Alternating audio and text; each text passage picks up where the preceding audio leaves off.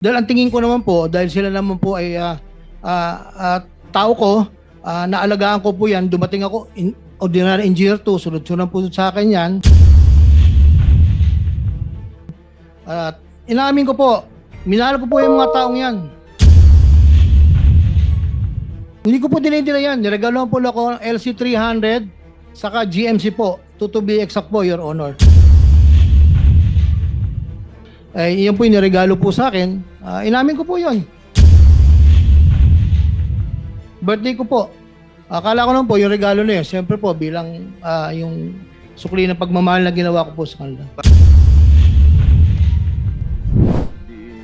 We can't help but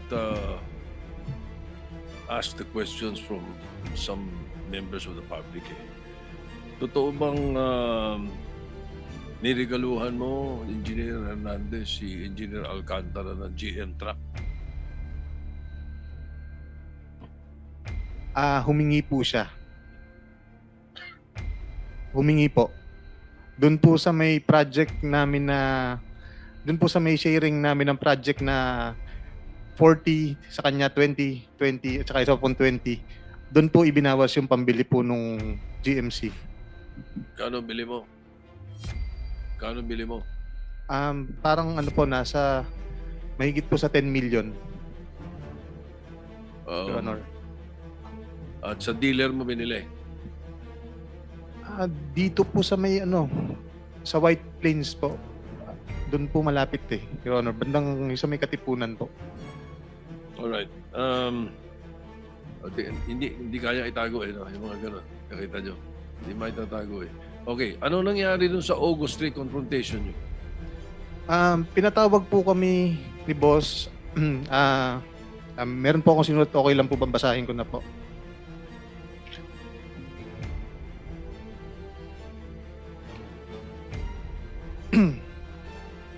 Noong August 3, 2025, pinatawag kami ni dating District Engineer Henry Alcantara na noong panahon yun ay naitalaga na bilang Assistant Regional Director ng Region 4A.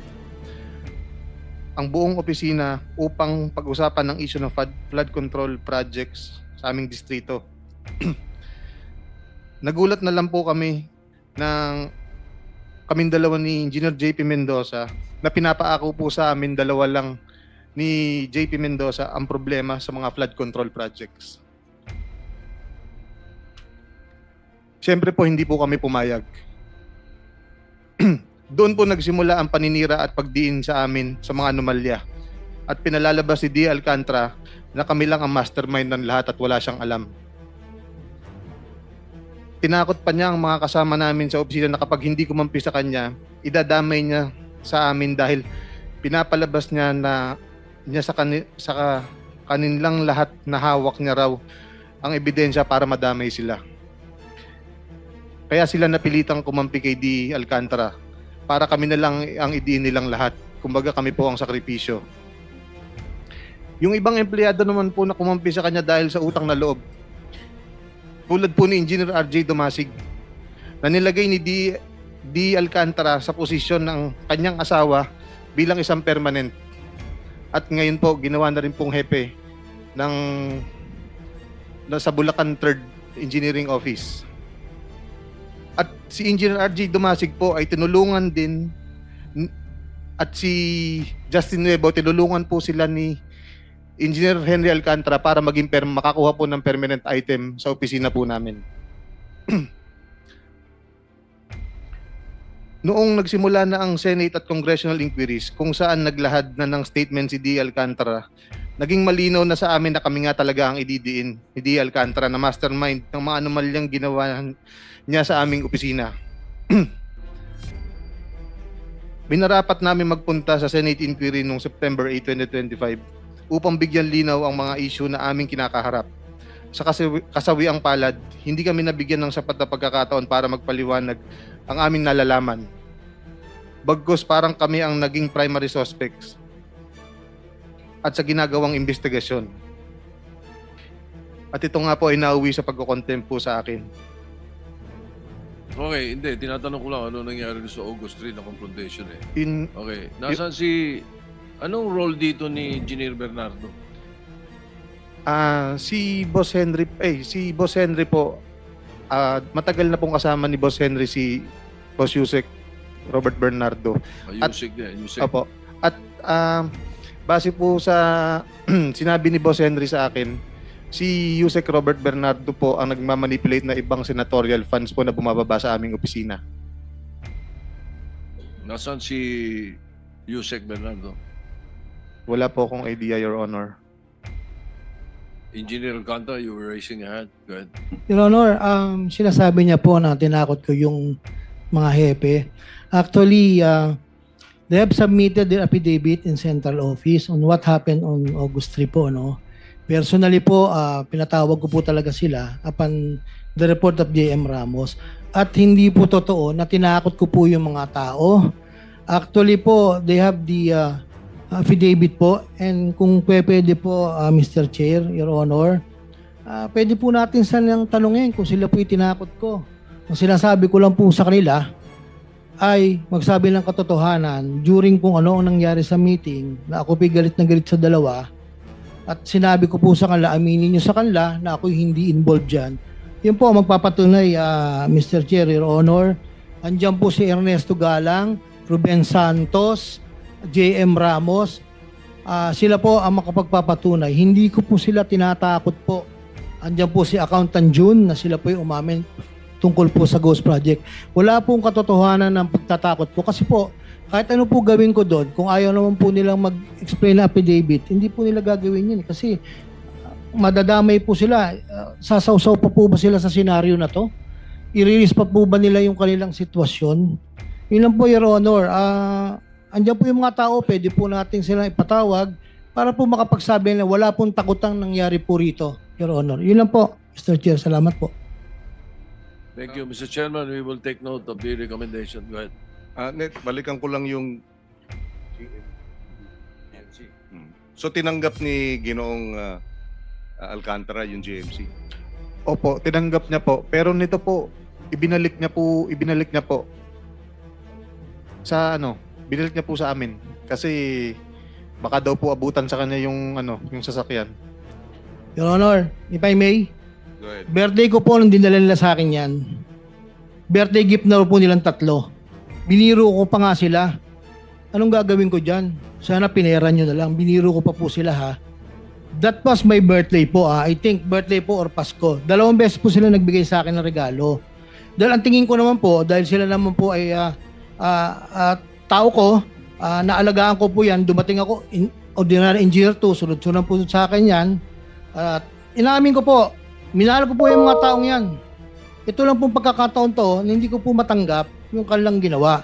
Actually, nung iyon po ay pumutok na po ito, totoo po, Your Honor, sinuli ko po yung dalawang sasakyan. Sabi ko, hindi ko kailangan niya kung dyan ang galing yan, Your Honor.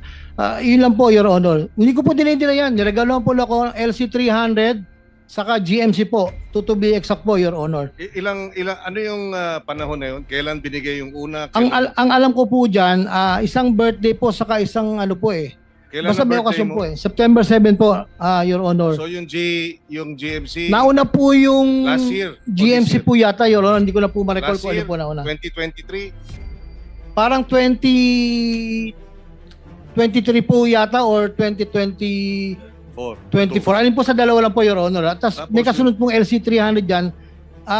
After the birthday, parang Pasko po Your Honor. Hindi po, GMC po na kulay white po, Your Honor. Sandali. So, matagal nang binibigay sa yung mga regalo, hindi mo ba nagtatanong o hindi ka nagtataka saan galing yung pera?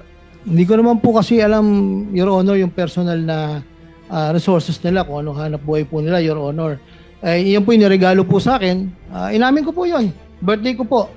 Akala ko naman po yung regalo na yun. Siyempre po, bilang yung sukli ng pagmamahal na ginawa ko po sa kanila. Tapos kasama ka doon sa nag-unpack ng pera pero hindi mo alam saan galing yung pera na pinambili para ibigay sa iyo bilang regalo. Sila po nagregalo, Your Honor. Hindi ko na po alam kung saan. Sensya na po. Medyo mahirap paniwalaan yun na hindi mo alam. At kung hindi mo alam, ba't di mo kinwestiyon? Di ba? Ba't di mo inalam? Yun, di ba? Kung ikaw interesado talaga dito sa malaman itong kalokohan o merong kalokohan, etc. Ikaw ang district engineer, may command responsibility, etc. Sabihin na natin hindi mo alam, ba't di mo inalam? Yung sasakyan po ng LC300 at GMC, hindi po namin niregalo yun. Hiningi niya po yun sa amin. Ang niregalo at ang hiningi niya pong regalo ng birthday niya ay isang Patek po na relo. Magkano yung patek? Nasa 5 million mahigit po. Nakabili kayo? Opo. Opo. Saan? Alam ko parang dito po banda sa Makati namin binili yun. Pa-order ka nun, 2 taon bago makakabili. Paano kayo nakabili? Yung black market po yung binilan, Your Honor. Baka sa bangko, peke. Hindi naman. Hindi ko po alam. Tapos, Your Honor, humihingi po si Boss Henry ng 2% additional kung gusto mong magkaroon ka ng project sa susunod pa. Pag hindi ka nagbigay ng 2% na additional kung magkano ang kontrata mo, nasa list priority ka. Ngayon, kaya meron pong mga specific na contractor sa aming opisina na maraming kontrata kasi sila po yung nagbibigay ng additional 2% kay Boss Henry. So paano mapapaliwanag ni Ginoong Alcantara na nandun sa harap nung yung isang lamesa ng pera? Bakit kayo naroon, Engineer Alcantara? Nandun po, lahat naman kami dun eh. Hindi ko po alam kung yun yung part nung binibigay ni Sally. Kung kanino po sinasabi niya sa proponent. Hindi ko na po alam kung sino sinasabi niyang proponent, Your Honor. Isang lamesa ng limpak-limpak na salapi na tigi 1,000, hindi mo alam kung ano yun.